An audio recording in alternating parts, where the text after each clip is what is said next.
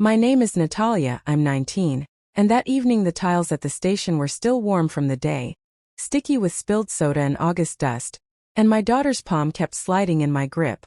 The loudspeaker crackled in French I barely understood. A pigeon strutted under a bench as if it owned the platform. I held a paper ticket between two fingers, its edges damp from my sweat, and watched the digital clock flip to 1400 hours. My family was nowhere. The train doors sighed shut, a long mechanical exhale, and the car pulled away, sleek, indifferent, not even pretending to look back. The smell of hot metal and brake dust drifted over us like a wave. I called. The plastic of my cheap phone felt too warm against my cheek. "Where are you?" I asked. "We're already on," my mother said.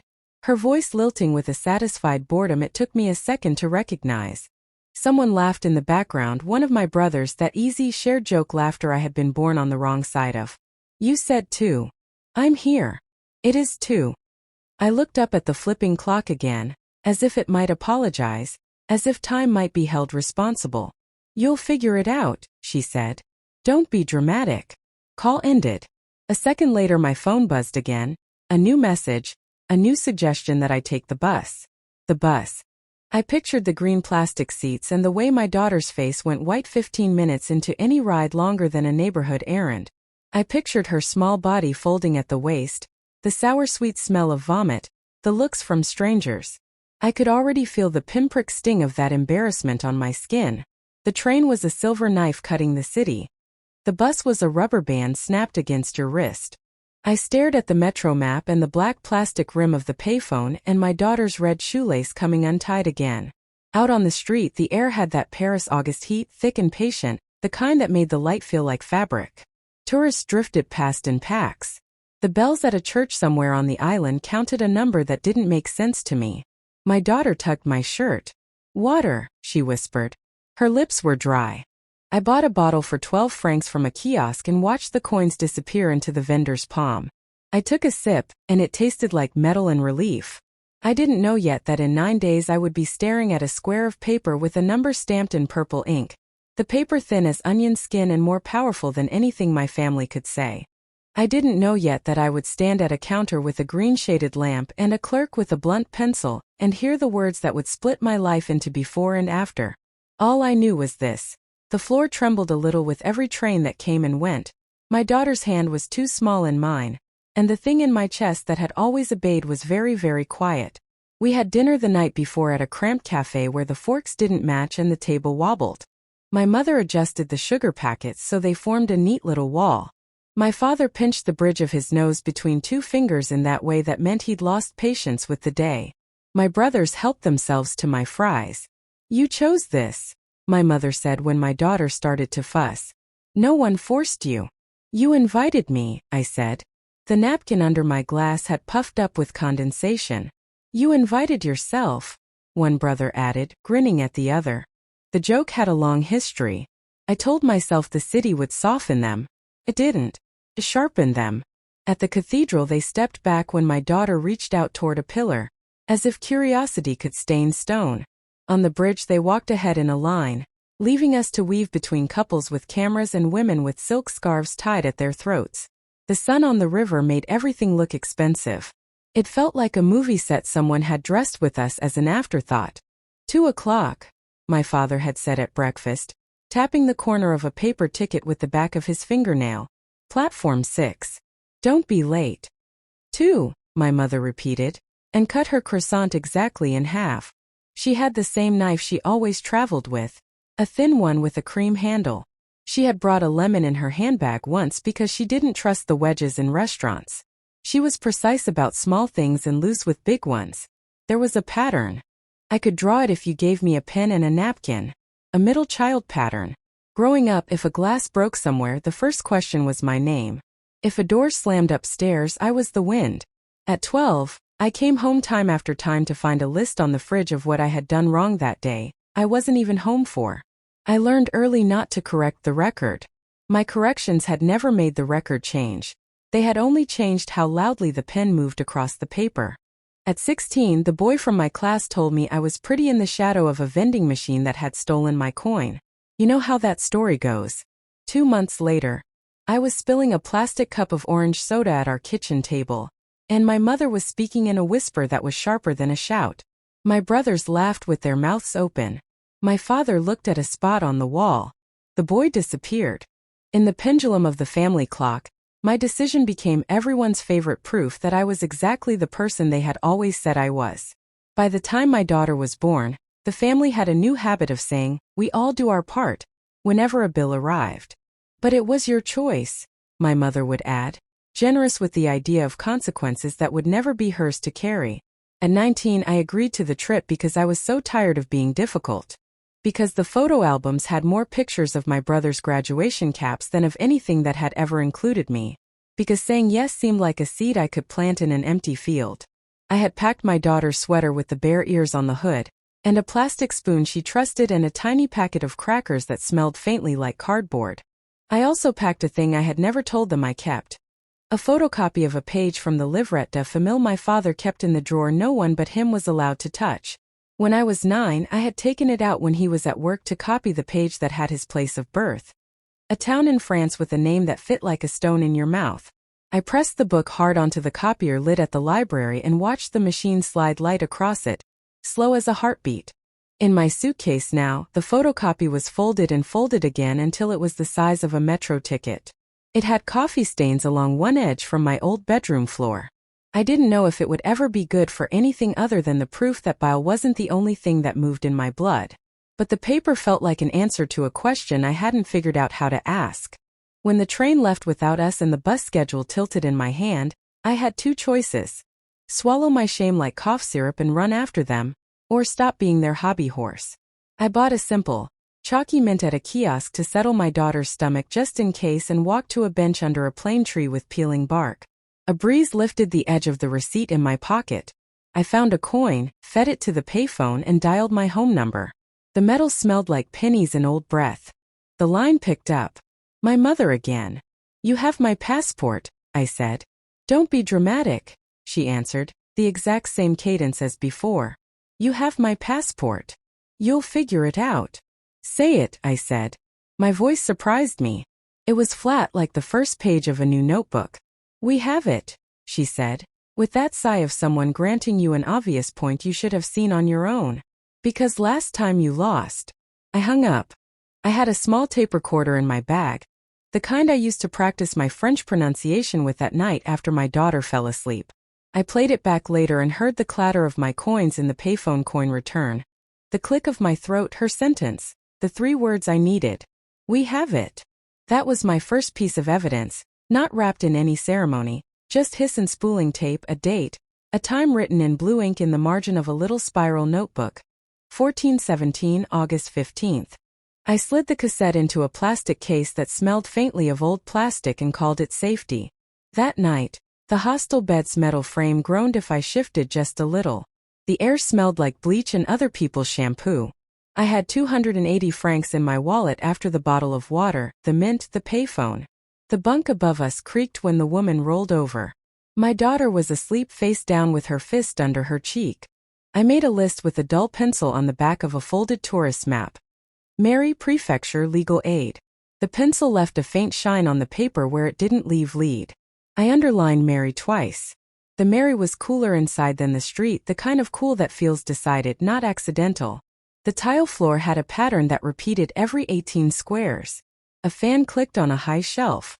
A woman with a neat bun asked questions in a careful, slow French, and I answered in a French that wanted to be careful but was mostly clumsy. "Father French," I said, opening my hand to show the folded photocopy like a card trick. "Born here." The paper lay on the counter under the green shade of a lamp. She smoothed a corner with her finger and examined the stamp. My daughter clutched the sleeve of my shirt and chewed the ribbon of her hat. "You can ask," the woman said at last. "You can form a dossier." Her pencil made a small sound. She gave me a list. Birth certificate extract for my father. My own long-form birth record. Proof of filiation. Photographs, 2 identical 35 by 45 millimeters. Proof of residence. "And then we will give you a recipice," she added, as if she was handing out a loaf of bread. "Recipice." I repeated, tasting the syllables. "Receipt of your request," she said. "A number." Place in the line. It means you exist in this system. She looked at my daughter and then at me. Her eyes were not unkind. Come back Thursday, she said. 11. We ate bread and cheese in a square where people pretended not to watch me ask for directions. The bread cost 7 francs. The cheese was in a paper that crackled and left my fingers greasy. A child on a scooter clacked over the seam of 2 paving stones. Click, click, click, click. The kind of happiness that is unconcerned with translation. I bought 2 passport photos from a booth that smelled like dust and warm electronics, my eyes startlingly direct in the printed squares. I pinned those photos to the top of the list with a paperclip I found in the bottom of my bag, slightly bent. It left a dent in the paper. On Thursday I arrived at 10:42 and waited on a wooden chair that wobbled. The clock on the wall ticked louder near 11, as if it was clearing its throat. I slid the photocopy across the counter again, and the clerk stapled it to a form with boxy lines. She stamped the corner with the date, August 17, 2001. The stamp thumped against the paper with a tired authority. When she handed me the recipes, it was lighter than I expected, like a square of breath. It had a number in big type and my name spelled almost right. I ran a finger over the raised ink as if it might smear. Keep this safe, she said. You will need it everywhere. My daughter tried to fold it and I pulled it back quickly. It felt like a small passport to a country that recognized me. That afternoon I went to a legal aid office I had found on a bulletin board at the hostel. The room was painted the color of wet cement and had a fan that didn't turn. A man with a kind face and shirt sleeves rolled up to the elbow spoke to me in English when I tripped too many times over my verbs. He smelled like strong coffee. They're holding your passport? He said, a line appearing between his eyebrows like a mark in a workbook. File a declaration of theft, he said. You didn't lose it. Someone refuses to give it back. Bring the tape. He tapped the cassette case with his fingernail, a soft clack. We'll draft a letter, he added. Sometimes paper scares people more than conscience does. He wrote a number at the top of a piece of paper and underlined it twice. Return here Monday, he said. We'll have it ready. The commissariat was a surprise. Brighter than I expected, colder. The chair was plastic, and it squeaked when I shifted. I gave my statement in slow phrases and pressed the cassette recorder's buttons with my thumb when it was time to play. The officer listened to my mother's sentence with his head tilted a little, as if the meaning could be located in the vowels. We have it, my mother's voice said, and he nodded. He wrote something down, his pen scratching. He stamped a corner of my paper with a stamp that had bitten a corner off once, and now left a small chomp-shaped gap. He gave me a copy. For your dossier, he said, and it felt like a blessing. On Monday, the legal aid man slid 2 pages across the desk. The paper smelled faintly of toner. The letter had my family's names left blank because I didn't want to say them out loud to anyone. And their address typed neat, our home street swimming in black letters that looked suddenly far away. This is a mise en demeure, he said. A demand. He tapped the lines. It says return the passport by Friday, August 24th, by 1600 hours, or we file a formal complaint for theft and coercion. It says you will no longer be at the address they know, and all further communication should go through this office. It says you have an attorney. He smiled a little at that word. Sometimes it changes how people treat you. How much? I asked because the thing about survival is you learn to make that question first. For the courier 80 francs, he said. For us nothing. He waved a wrist like he was shooing a fly. You are young. You have a child. This is enough fee. I paid with coins that clinked too loud on the metal tray and kept the stamped courier receipt under the recipes, 2 papers that felt like bones knitting under a bruise. That was my lever, as clean as any switch. A lawyer's letter addressed to the people who had always believed paper belonged to them. We sent it registered. The woman at the post office slid the letter into a bright blue bag and stamped my receipt with a stamp that sang a little. The pen at the counter was attached with a chain. The call came 2 hours after the letter was delivered. My phone vibrated against the hostel mattress and buzzed itself onto the floor. I had to fish it out from the dust. So now you think you are someone? My mother's voice said, a little breathless, as if she had walked somewhere she hadn't planned to. A lawyer? A letter? You have until Friday at 4, I said, reading off the line the man had written. letting the words be stronger than my throat. All further communication through that office. You're embarrassing yourself, she said. I studied the dark line of grime that ran along the edge of the hostel's skirting board. I could imagine her knuckles, the way her hands curled when she was losing an argument and wanted to snatch it back. You left me with a child and no passport in a city you don't live in, I said. You hung up on me at a payphone. You said, we have it. You wanted to be independent, she said, spitting the last word like a fishbone. I am, I said, then hung up, my finger steady. They did not return the passport by Friday at 4. Of course they didn't. What they did instead was tell a cousin to tell me I was being cruel, and tell an aunt to send a postcard with a picture of a church and the words family is everything written on the back in her careful schoolteacher's hand. I put the postcard under the leg of the hostel chair to stop the wobble. At 16:05, the legal aid office faxed a complaint to the commissariat with that neat paragraph at the bottom that says sent/received. The paper came out warm and smelled faintly like a rainstorm. The consequences were not glamorous. The first job I found was cleaning offices 2 metro stops away. The night supervisor spoke too fast and smoked so much the smell of nicotine got into my hair. I wore green rubber gloves and pushed a mop over floors that reflected light in a way my own face never had. The cleaning closet was the size of a bathroom stall. I folded rags and learned which chemicals to never combine. The bottle of bleach had a skull on the label. On my first payday, the envelope held 420 francs plus night differential, and I carried it home in the pocket inside my jacket, the one that closed with a press stud. The press stud had a nick on it like a tooth. I paid for a week at the hostel and bought a second-hand sweater for my daughter from a shop that smelled like camphor and yesterday. I stood outside in the hallway to eat a piece of bread because the woman in the lower bunk was sleeping and had taped over the light on her phone with a piece of paper so it wouldn't glow. I registered for benefits. The woman behind the plastic window at the family allowance office had a scarf with tiny horses on it, and a bowl of paper clips on her desk. She gave me a form with boxes that asked the same question 3 different ways because repetition is how bureaucracy says it cares. She made a copy of the recipes and gave me a number on a slip of paper that curled at the edges under the weight of everyone else's fingers. When the letter came 2 weeks later with the confirmation, the envelope was official and thin, the kind that made you hold your breath before you opened it. It said I would receive 1,020 francs a month in allocations. It said my daughter mattered to the state even if she didn't to my family. I smoothed the envelope with my palm and put it in a folder that had started to look, all by itself, like a spine. A room opened up in a building that must have once been elegant, the kind where the staircase curves in a way that invites your hand to trust the railing. The paint on the front door was chipped in flakes the size of your thumbnail. The apartment was 1 room, 18 square meters according to the paper I signed. It had a sink that dripped in a steady metronome, and a window that looked at a courtyard with a patch of stubborn weed green in one corner. There was a hot plate and a fridge that hummed like a cat. The landlord wore a sweater with leather patches on the elbows and smelled like soap. He counted out a set of keys into my palm. 1 for the front door, 1 for the mailbox, 1 for the apartment.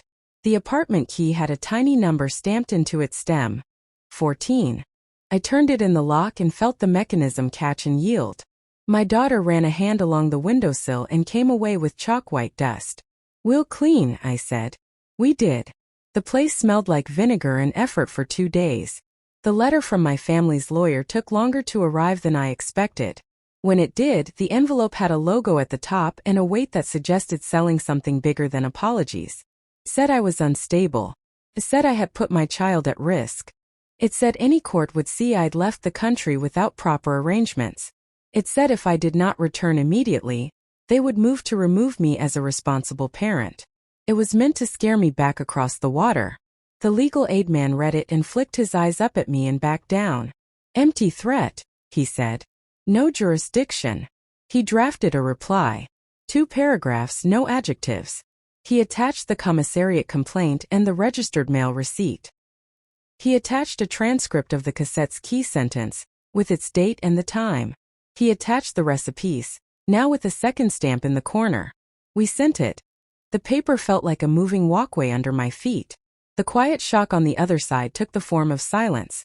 No more calls, no postcards, the family phone tree clipped at its roots. My daughter stopped asking when we would see them. She took to sitting on the windowsill, legs crossed, describing the cloud that always parked above the neighboring chimney as the one that looks like bread. The bakery downstairs sold a round loaf for 10 francs. Sometimes they gave me the end piece for free. It tasted exactly like every morning deserves. I learned how to say things properly. The bus drivers here didn't glare at me when my daughter asked questions. The woman at the laundromat taught me the word for lint, peluche, and how to prop the machine door open with the heel of my shoe. I bought a blue Bic pen and kept it behind my ear. I wrote my name on a sticky note and put it on the wall above the hot plate because seeing my name in this place felt like proof. When the birth certificate extract arrived from my father's town, thin paper, raised seal, that precise loop to the R in Republic, I sat at the little table and read it twice. The envelope it came in was already soft by the time it reached me. It had gone from town hall to post office to 2 wrong mailboxes and then to mine, the corners a little chewed by the journey. The clerk at the Mary stamped the second page of my dossier and slid it back across the counter. I added it to the folder and felt the weight of my life shift a millimeter toward the center again. A cousin called once more, months after their silence, from a number that wasn't hers. "They told everyone you ran off," she whispered. Her voice sounded like someone standing in a pantry with the door closed. "They said you left your passport because you take no responsibility." "They left me," I said. I could hear my own voice, not accusing, just arranging facts in a line. "At a station. With a child. They told me to take the bus. They had my passport. There is a complaint on file. There is a number. There's a letter." I read my dossier number out loud as if it was a prayer. She went quiet for a second and then said, "I always wondered if it was like that." I could hear the whisper of her breath, the rustle of something paper in her hand. "It was," I said. "It is." She said she was sorry and that she couldn't say that to anyone else out loud. "You don't have to," I said. "You just have to stop calling me from numbers you don't want them to recognize." They tried one last countermove when they realized silence wouldn't fold me. An uncle I hadn't seen since I was 8 mailed a photo of me at 5 with a note on the back. "Remember where you come from." I held the photo by its edges to keep my fingers off the gloss and looked at my past self holding a paper crown with a red crayon scribble. I slipped it into the folder, behind the complaint, behind the recipes, behind the registered mail receipt. I wrote a sentence on an index card and clipped it to the inside cover with a silver bulldog clip I'd bought on impulse at the stationery store because it sparkled. "I remember," the card said. "I just don't live there." I didn't return. There was nowhere to return to. There was a mailbox with my name on it in a building that smelled like hot stone in the afternoon. There was a job that left a bleach ghost on my hands and a satisfaction under my ribs whenever a hallway gleamed. There was a daycare spot that cost 300 francs a month and became the axis we turned on. There was a neighbor who would water a spider plant for me and leave fresh basil by my door in a jam jar when she had too much. There was a routine wake at 6:10, coffee in a chipped white cup, a letter slid open with the dull edge of a key, a metro ticket slipped into a wallet that now held 2 photos identical 35 by 45 millimeters, waiting for the day they'd matter. What does a boundary look like when you're 19 and people have always told you what counts? It looks like a little girl asleep face down with a fist under her cheek, and your hand on her back feeling the rise and fall. It looks like a stack of paper on a chair and a blue pen. It looks like saying no further contact outside of counsel, and meaning it. It looks like turning a key stamped 14 and feeling the lock yield. It looks like buying a new dishcloth in a color no one would have chosen for you and hanging it over your own sink. By winter, the radiators sighed and clanked like old men clearing their throats. I bought a wool hat at a street market for 25 francs. The laundromat smell became the smell of our weeks. I kept the cassette tape in a shoebox under the bed, with my daughter's hospital bracelet and a metro ticket from the day I first held the recipes, its purple stamp bright as a bruise. The folder grew. A letter from the Social Security office with a number assigned to my daughter, a form confirming an appointment for a cart, a note scribbled by the legal aid man, "Do not concede anything on the phone," with the O in not underlined 3 times and shaded in like a coin. Some nights I lay awake and listened to a scooter roar past, to the low voices of neighbors arguing in the courtyard, to the water hammer in the pipes. Doubt would sidle up and lay its head on my shoulder like an unwelcome pet. I would breathe through it and think of the auditory click of a stamp hitting paper. I would roll over and pull the blanket up to my chin. In the morning, light would cut through the curtain in a blade and the day would be new, and the smell of coffee would fill the square meter where the hot plate lived. And I would write another date in the margin of my notebook and put a small box next to it so I could check it off later. When the letter finally came, the one that said, "Your application is accepted in principle pending production of final documents," the postman rang twice, and I stood there in socks on cold tile, holding an envelope that weighed less than it should. The edges were sharp against my fingers. The print on the paper inside was neat and black, formal in a way my life had never been allowed to be before. It had the date at the top, January 11th, 2002, new currency in everyone's mouths, euros in pockets now where francs had been ghosts. The letter said bring 2 more photographs and proof of address. It said come Tuesday at 9:30. Said my name. My name. I read it twice and looked up because the radiator hissed like approval. On Tuesday I arrived at 9:12.